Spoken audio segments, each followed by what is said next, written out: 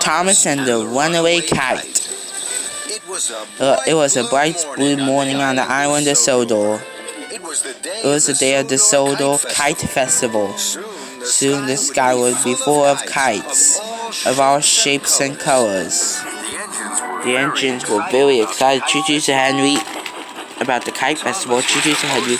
Choo-choo to James. Thomas was most excited of all because Thomas likes kites best of all. Thomas puffed into Blendham Docks. He had a very special. It was to collect the winner's cup for the kite festival. Thomas gasped when he saw the cup. Oh my, that's the beautiful cup I ever seen. Thomas, you must deliver the winner's cup to Norfolk Station. We'll give it to the winner at tea time. Thomas beamed from buffer to buffer. Yes, sir. I'll puff straight there. Thomas puffed proudly. He wanted everyone to see that he was pulling the winner's cup. Thomas pulled up to a junction. High in the sky, above the treetops, he saw a kite. Between fireboxes. What a wonderful kite. I hope I'll see it again. Thomas huffed and he chuffed to the top of Gordon, Coco, and Connor's Hill.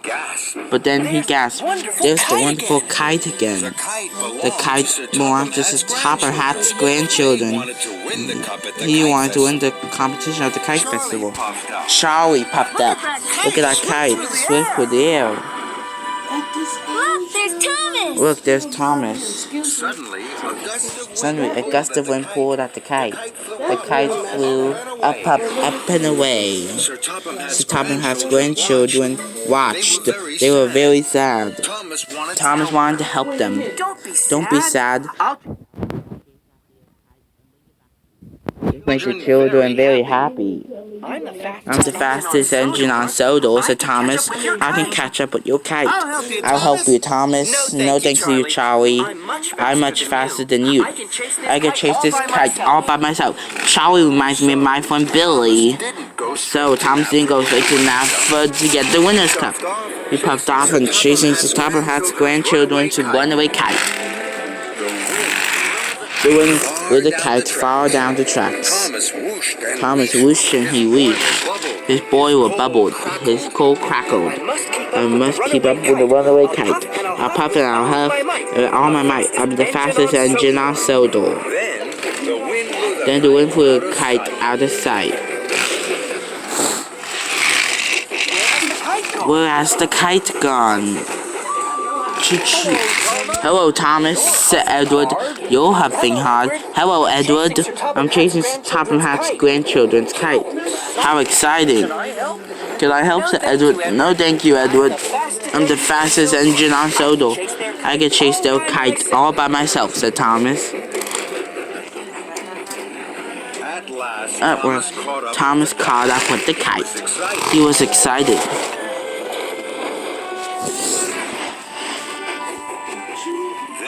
Then, the wind blew the kite another way.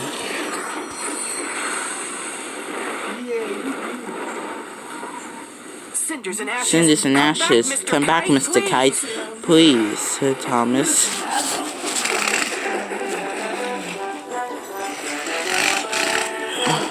Step aside, I'll get it, said Thomas.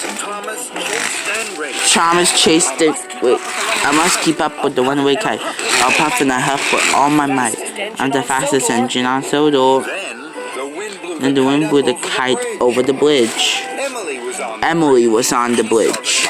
She saw the kite. She was surprised. Hello, Thomas. Are you chasing that kite? Yes, Emily. It flew away for the Topham Hatt's grandchildren. I promise I'll catch it. Can I help, said Emily. No, thank you, Emily. I'm the fastest engine on Sodor. I can chase it all by myself. And Thomas whooshed on under the bridge.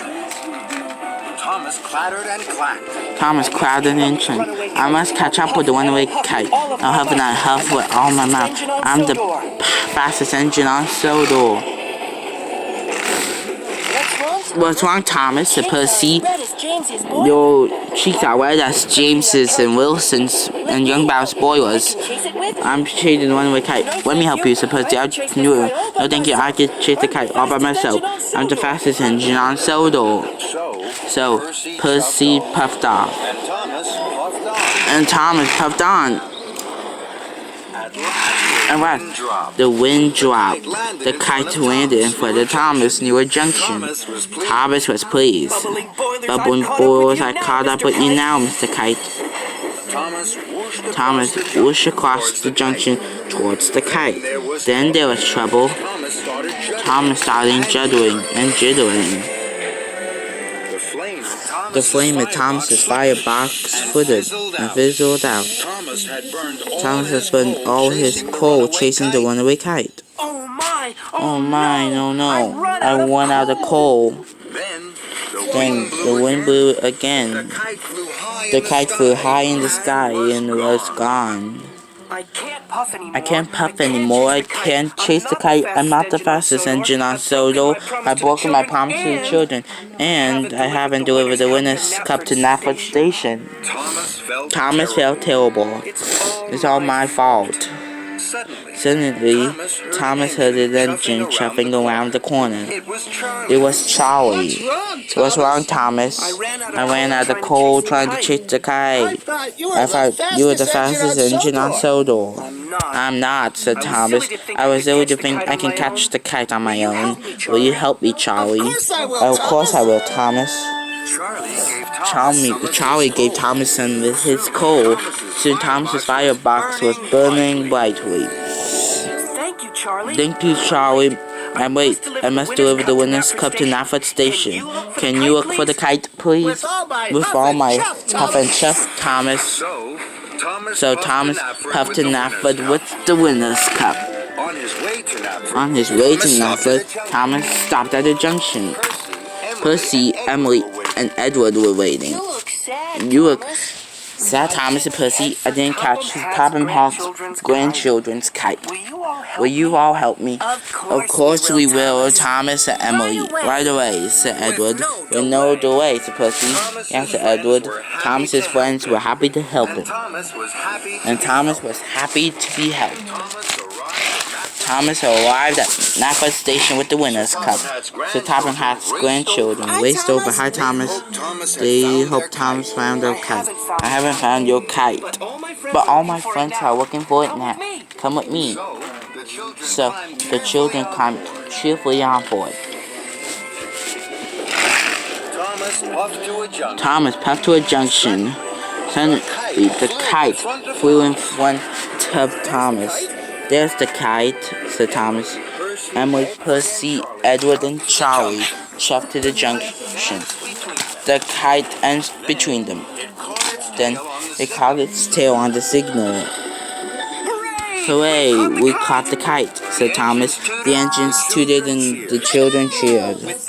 With the help of my best friends, we caught the kite. Yay, said Diesel, Pug, and Young Bow.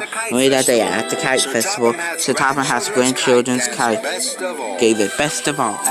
As the wind blew high up in the sky, wow, said Brewster, Coco, and Ginty, and Thomas smiled and smiled.